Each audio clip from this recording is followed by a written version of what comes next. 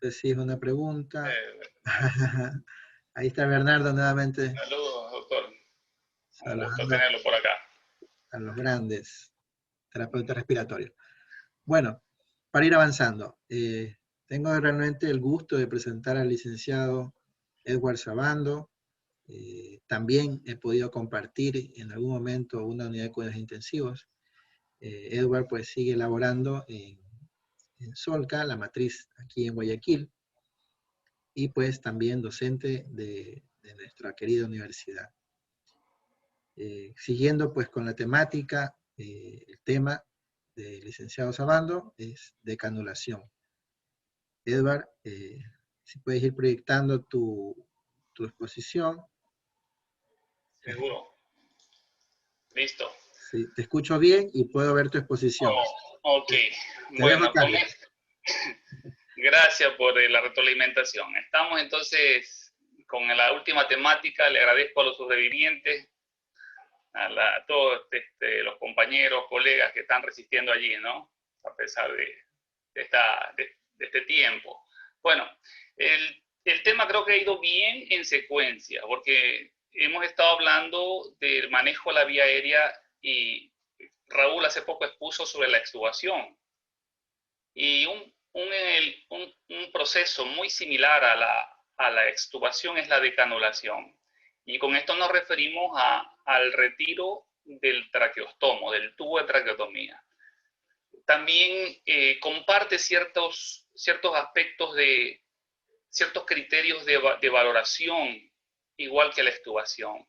Pero hay también ciertos puntos divergentes, diferentes, en cuanto al proceso en sí de la decanulación, al momento que estamos allí y en los cuidados posteriores. Quizás allí es el estómago que tenemos que estar vigilantes, quizás también la tos. Bueno, más adelante vamos a ver esto. Entonces, adelante.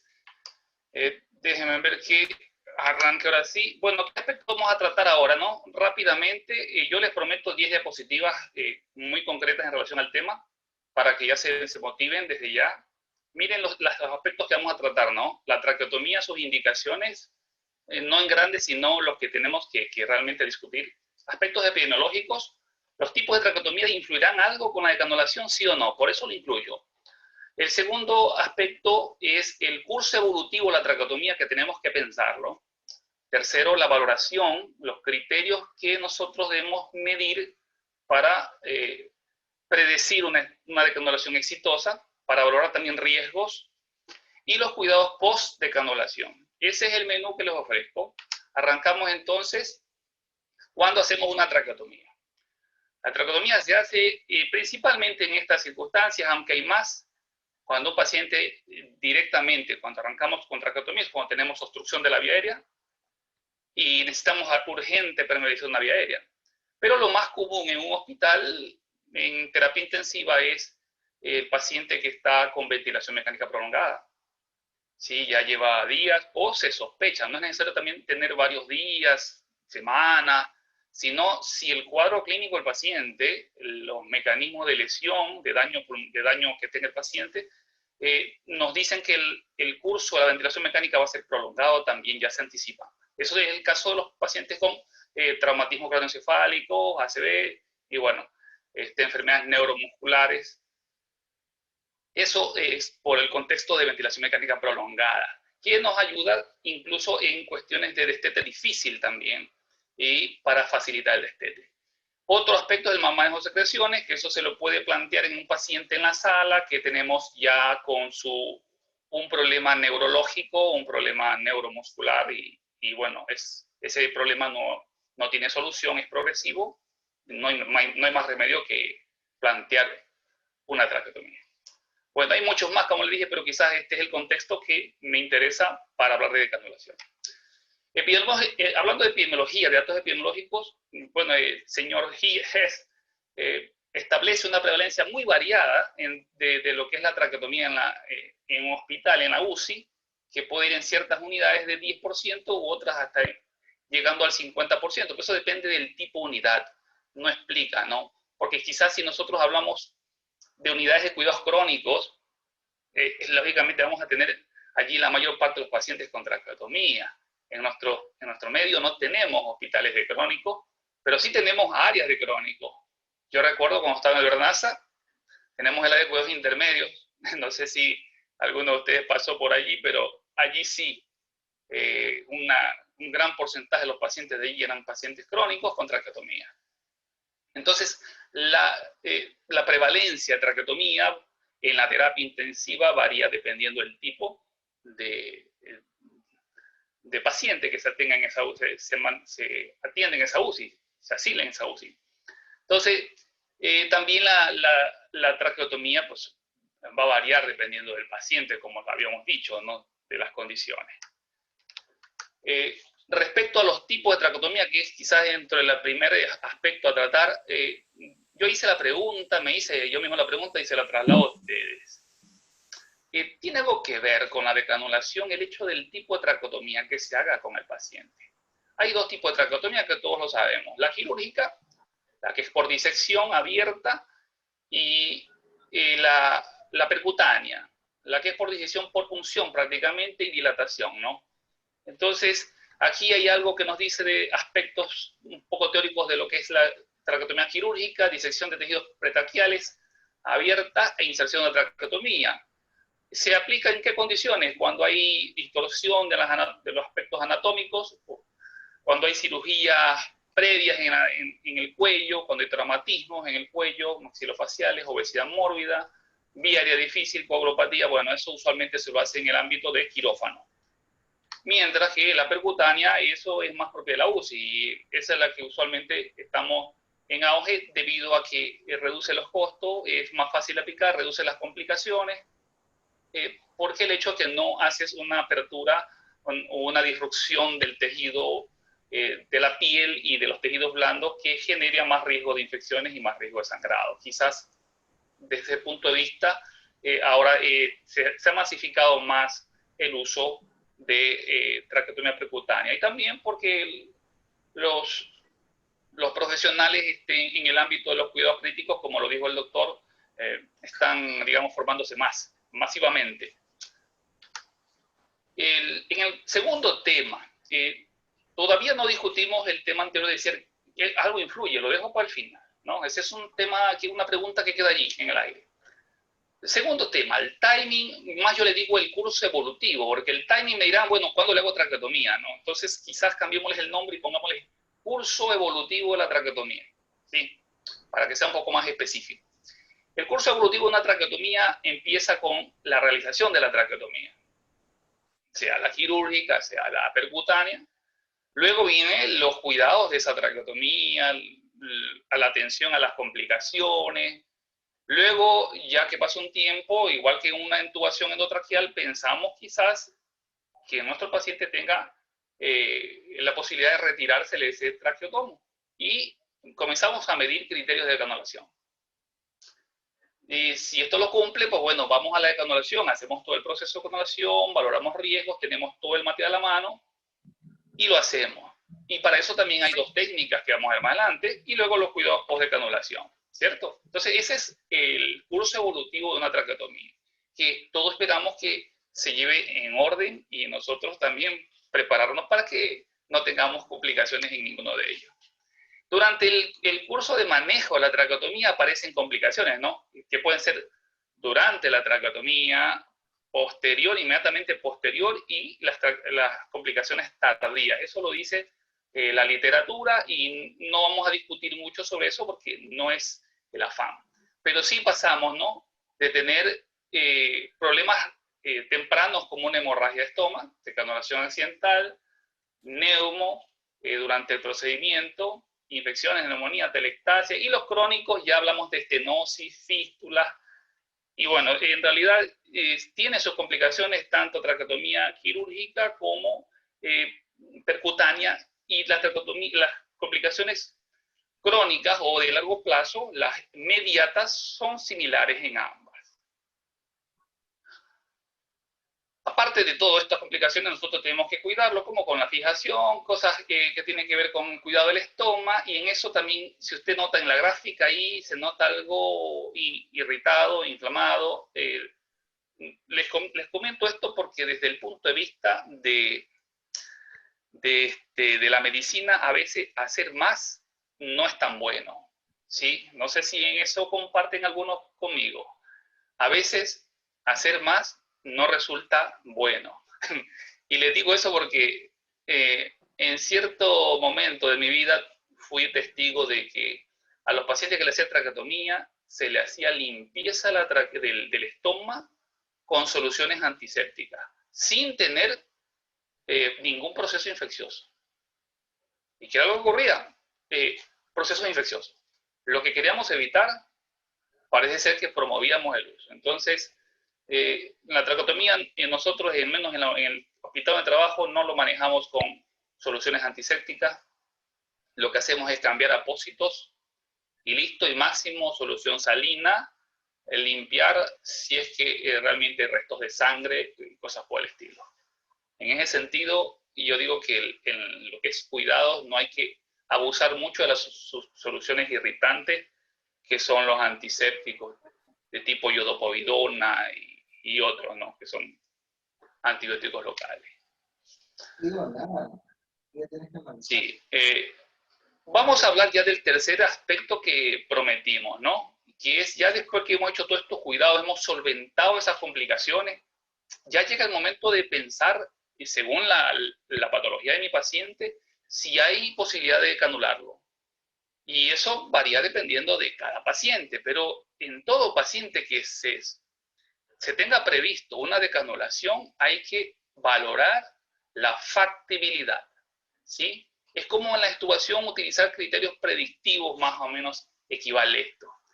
Y para eso también hay varios algoritmos, pero en amarillo, en el texto que ustedes pueden ver que prácticamente sigue casi todas las intervenciones, ¿no? Si eso se lo utilizó por motivo de una obstrucción, tiene que estar resuelta esa obstrucción. Si fue por motivo de debilidad muscular y de secreciones abundantes, de mala deglución, tiene que estar solucionado ese problema, si no, no. Pero bueno, más allá de eso, de que la causa esté resuelta, valoramos integridad neurológica, que el paciente esté alerta, que nos colabore, o al menos que tenga reflejos.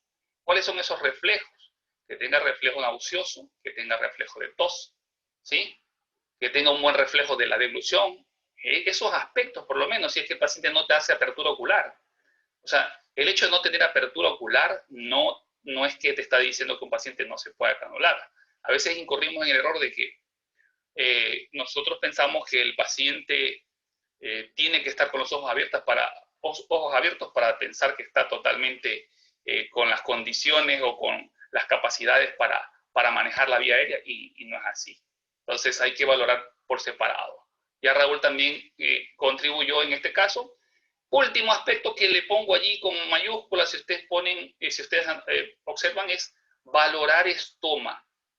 Cuando voy a decanular casi no lo menciona esto la guía, pero lo hablo desde el punto de vista muy particular. Uno de los criterios antes de proceder a la decanulación es valorar el estoma.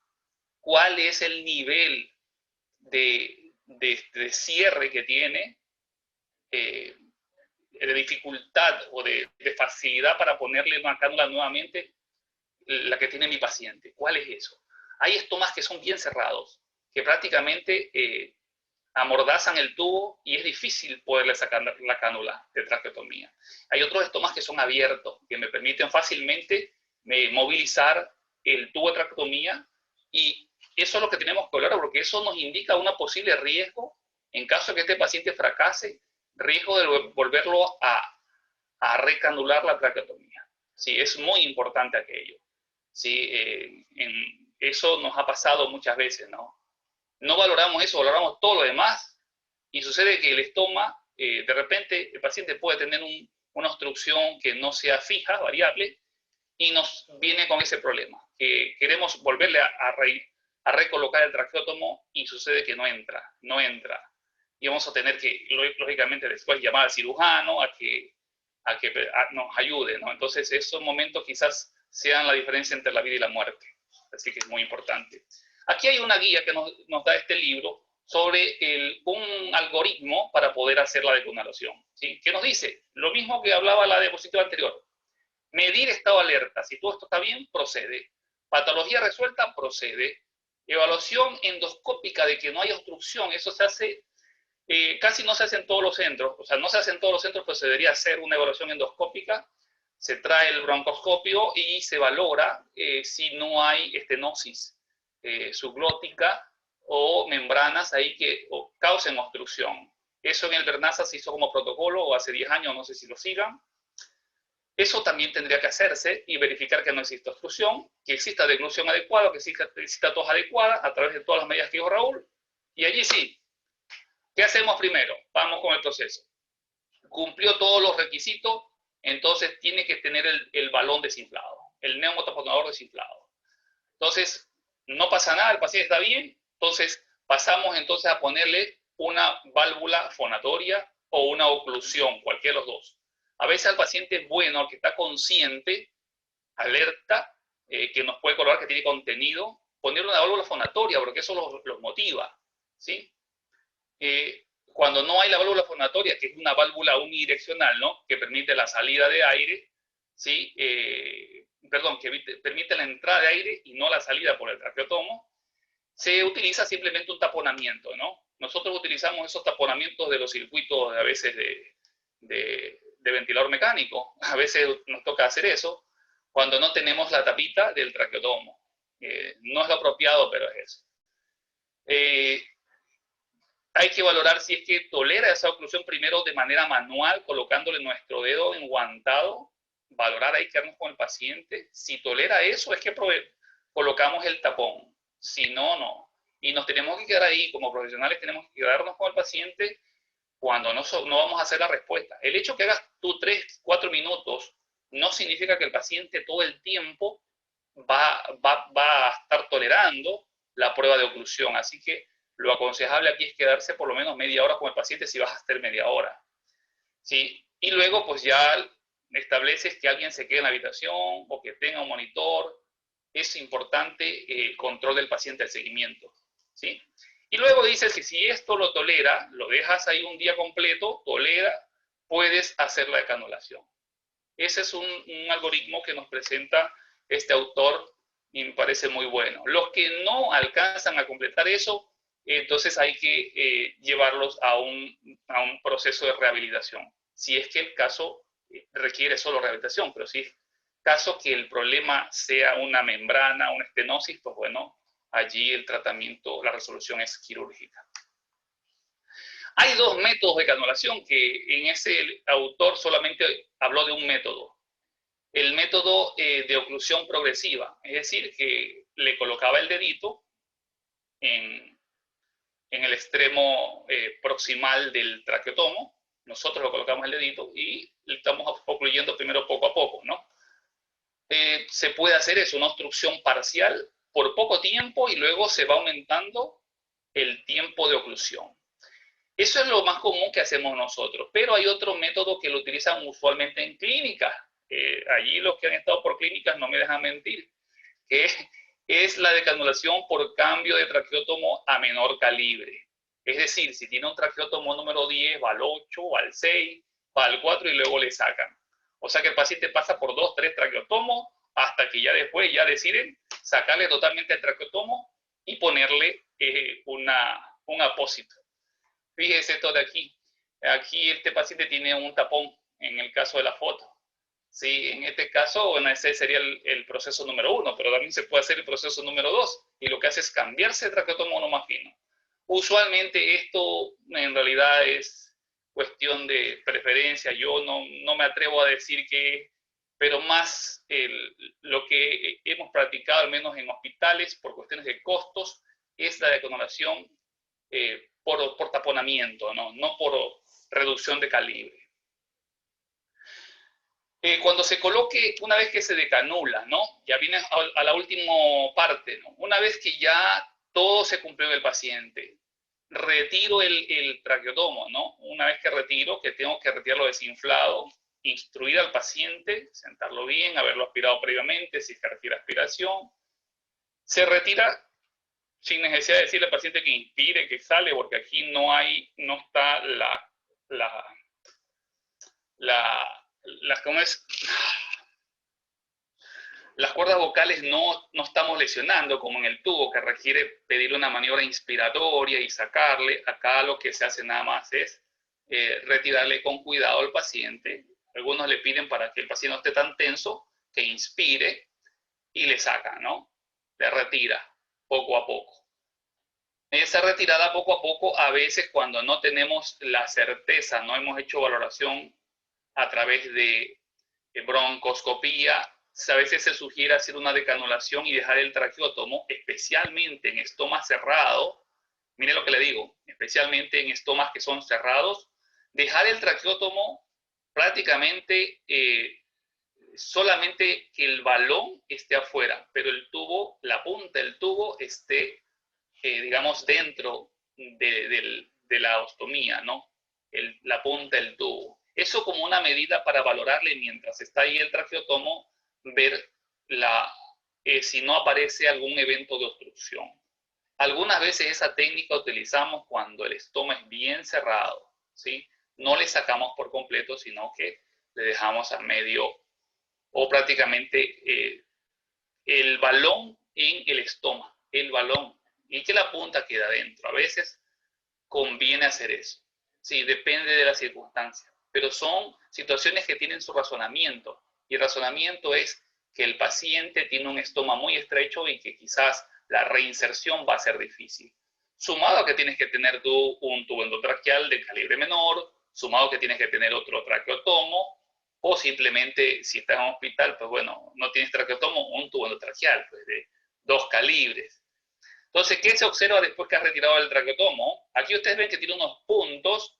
Esto no es necesario realmente.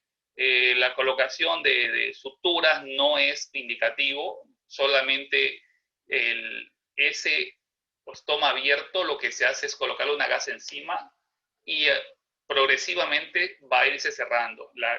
La gasa que se coloca, como dice aquí el texto, debe estar bien sellada, un doblez bastante generoso y bien adosada a la piel con un esparadrapo. Eso lo hacemos por el hecho de permitir al paciente que haga tos. La tos con el estoma abierto es inefectiva. Para que el paciente pueda limpiar sus secreciones, tiene que estar el estoma cerrado. O sea, y la única manera de cerrarlo es con un esparadrapo, una gasa bien sellada. ¿Sí? Luego, lógicamente, antes de retirarle eso, se han hecho ejercicios de fonación, se ha verificado que las secreciones se manejen correctamente, que no hay obstrucción, y posterior también valoramos lo mismo. Tenemos que ir valorando, ¿sí? Eso sería prácticamente todo este proceso de canulación, y dentro de este tiempo que me ha tocado hacer y nos ha tocado a muchos, nos ha pasado todos esos malos ratos, especialmente cuando la decanulación falla. Y la decanulación falla, usualmente no implicaría ningún problema si es que se recanaliza. El problema en sí no es que falle, sino que no volvamos a recanalizar el traqueotomo. Entonces, ese es el problema grave que nosotros debemos evitarlo. Y por eso es que se hacen todas esas medidas que recomiendan en esta presentación que les he comunicado. Bien, ese es el mensaje que quería dar. Muchas gracias. Disculpen el tiempo que me excedí. Ahora, si hay preguntas, ustedes estoy dispuesto en mis posibilidades a contestarles. Gracias, Edward. Fantástica, puntual, muy bien lo dijiste. 10 diapositivas, pero enriquecedoras. Aprovechen, quería leer, pues, acá está Martín Luján, no sé si alguno de ustedes lo conozca. Yo tuve el agrado de conocerlo en un curso anterior que también hicimos online. Tiene algunas preguntas. Te las leo, Edward, ¿sí? Seguro. Sí. Dice Martín, ¿cómo evalúan la deglución, Blue Test? No sé si podrías un poquito mencionar cómo... ¿Cuál es la segunda? La primera, ¿cómo evaluamos la deglución en el paciente? Sí, el paciente usualmente con traqueotomía se le da a comer, especialmente cuando está pensando, ¿no? Un paciente que tiene contenido de conciencia, puede hacer la actividad de alimentación por vía natural. Entonces, se dan alimentos no líquidos, ni sólidos, blandos. Especialmente se empieza con gelatina. Eso lo sabemos nosotros que trabajamos en hospitales, que la gelatina es uno de las quizás productos alimenticios que nos ayuda a valorar en primera instancia la competencia de ilusión de los pacientes. Entonces lo que hacemos nada más con el traqueotomo ahí, desinflado balón, usualmente le hemos dado a que el paciente trague pequeñas cantidades de gelatina. Y lo que vemos es eso, la competencia glótica. Si el paciente no me elimina por el traqueotomo ningún rastro de gelatina, entonces lógicamente da puntos a favor, ¿sí? Entonces, ese quizás es el método más común que nosotros utilizamos, ¿sí? El líquido, no te garantizo que una persona, por decir, si le das agua, no te venga por acá. Es más difícil controlar en un paciente cuando ha estado mucho tiempo sin alimentarse. Por lo tanto, no es la primera opción. Quizás sea para después. Ok, Ever, sí. Perdón, ¿ibas a seguir? No. Ah, ya. Sí, no sé si hay más preguntas. No sé. Sí, ahí te leo la siguiente. Nos pregunta nuevamente Martín, evaluación de la tos. ¿Cómo evalúan en su experiencia personal? Bueno, nosotros tenemos las valoraciones objetivas y subjetivas. Dependiendo del momento y de con quién estemos trabajando, le podemos decir que nosotros hacemos los dos tipos de valoraciones. Hay momentos en los cuales nosotros solamente hacemos valoraciones subjetivas. Subjetivas digo porque no hay ningún aparato que tú midas, pero que sin embargo sí es evidente para otro. Por decir, la fuerza de la tos del paciente, cuando es capaz de, a través del traqueotomo, lanzar a 5 metros de distancia su secreción. O sea, no hay ni para qué medirle PIMA, puede ser una locura. Entonces, hay cosas que son tan evidentes que si yo me pongo a medir un PIMA, esa persona sería un necio. Entonces, las cosas que son evidentes no valoro objetivamente. O sea, digo con aparatos de medición, sino que lo hago con valoración clínica. Pero cuando un paciente no tiene esa capacidad, ahí sí trato de comprobar qué está fallando.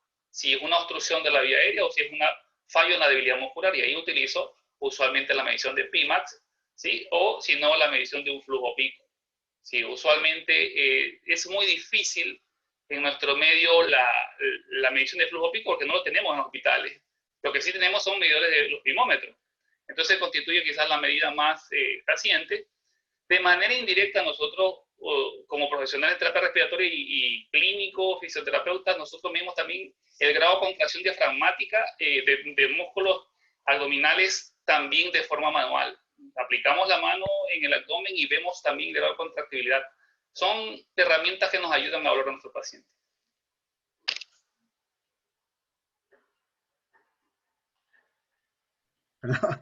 Ok, Eduardo. Sí. Bueno, contándonos lo que vivimos día a día en el hospital, pues, ¿no? Aquí hay otra última pregunta de Martín. Dice, ¿cuándo? Perdón. ¿A quién se le realizaría una prueba de deglución por fibrobroncoscopía nasal? Bueno, no lo he visto en la parte práctica hacer eso. Lo que se hace más bien hacer la broncoscopía para valorar obstrucción. Pero para valorar competencia sería aquel paciente que ya te sale una prueba negativa en la deglución, valora qué pasa. Pero no, en mi experiencia no he visto que mediante fibrobronco hagan la valoración. Lo que he visto es determinar que hay problemas de deglución, esperar, retrasar la decanulación del paciente, no alimentarlo hasta mientras, o seguir intentando ejercitarlo con gelatinas y con vigilancia de todas las condiciones posturales, de alerta de paciente, eso, pero no he visto eso. Para mí es nuevo, o sea, no es inconcebible, es concebible, pero no lo hemos, como experiencia no te lo puedo decir, porque no lo he visto. Ok, bueno, fue una pregunta del doctor Aquiles Bowen. Bueno, mira, la verdad que tú lo ya mencionaste ya, ¿no? Es parte de los protocolos, sí se ha descrito pues la fibrobroncoscopía para decanular, ¿no? No no se hace de rutina, como lo mencionaste en otra institución, era parte de un protocolo y también tuve pues una pequeña rotación que tocaba ir a cuidados intermedios, que es bastante importante, creo yo, para el médico que instrumenta la vía aérea, ¿no? El intensivista o el emergenciólogo, lo que sea, porque podemos comprender lo que debemos evitar como complicaciones al tener los cuidados de la vía aérea, pues, ¿no? Acá Martín nos hace otra pregunta, dice, en caso de falla de glutoria, ¿cómo es la rehabilitación de glutoria en el equipo interdisciplinario? Buenísima la pregunta. Ahí sí tienen que llamarme, me tienen que invitar a esa clase porque eso ahí, usualmente nosotros como terapeutas respiratorios, no, usualmente ya ahí queda en cada uno de nosotros prepararnos. No lo he hecho yo en ese sentido. Yo creo en la rehabilitación cuando realmente el paciente no mejora. No he tenido casos en los que el paciente incurre en, o sea, se mantenga con el problema de deglución. O sea, eso a veces son cuestiones momentáneas, ¿no? El momento que tú le quieres hacer, le haces la prueba, te sale negativa, no significa que en el tiempo se mantenga. Y quizás con el insistir, con las condiciones adecuadas, que no llegue a afectar el sistema respiratorio, tú lo insistes hasta que el paciente va mejorando. Pero es en la deglución mismo. Sí, no conozco eso. Ese es un tema que al final lo manejan otros, los kinesiólogos, pero no. ¿Puedo contestar esa pregunta, doctor? Raúl, adelante, tú que has estado haciendo rehabilitación más tiempo. No, sí, Edward tiene bastante razón. Eso es un campo de los terapistas del lenguaje. Eso no es campo del terapista respiratorio. Eso es una gran realidad. Entonces, en cierto momento, cuando yo lo vi, ¿qué es lo que se quiere cuando el paciente neurológico o el paciente intubado, el paciente está traqueostomizado, requiere primero activar sus papilas gustativas? ¿Cómo lo hacen eso?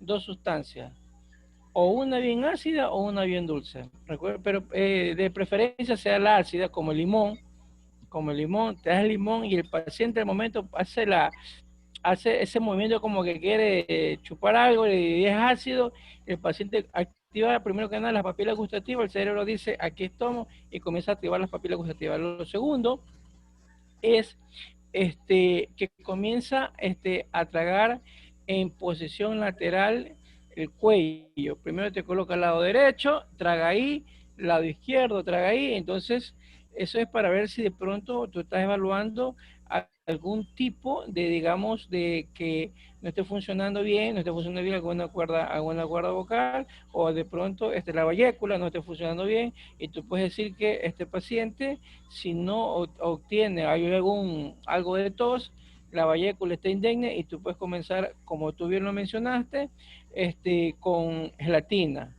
Pero de preferencia, siempre es de preferencia, tú comienzas digamos, le das papillas y le dices al paciente que por lo menos haga ejercicios de glutorio unas 40 veces, o sea que la papilla la comienza a saborear unas 60 veces. Eso en algún momento yo lo vi, le pregunté a los terapistas de lenguaje de mi hospital, y eso es lo que hacen ellos. No sé si de pronto habrá algo más como rehabilitación, ¿sí? No sé si contesté la pregunta. Bueno, la verdad que si me preguntas a mí, yo acabo de escucharlo de tu boca, Raúl. Y no es un campo que quizás no lo ha visto, pues, ¿no?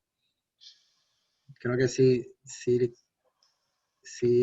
pudimos satisfacer las preguntas de Martín. Se ha enchufado con las exposiciones. Bueno, ¿alguien más tenga alguna otra pregunta?